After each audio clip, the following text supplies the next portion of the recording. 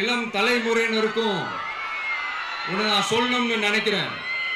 இந்த பணத்தை கொடுத்து ஏமாத்தி ஓட்டு வாங்குற அந்த கலாச்சாரம் ஒழியணும். பணத்தை கொடுத்து ஏமாத்தினா ஏமாறுவீங்க. உங்களை தான் கேட்கிறேன், பணத்தை கொடுத்து ஏமாத்தினா ஏமாறுவீங்க? எல்லாரும் கொஞ்சம் கை இப்படி வைங்களேன் எனக்காக. நான் சொல்றதை கொஞ்சம் ரிப்பீட் பண்ணுங்க. எங்க ஓட்டு எங்க உரிமை. எங்களை யாரும் விலைக்கு வாங்க முடியாது. எங்கள் ஓட்டு விசில் சின்னத்துக்கு தான்.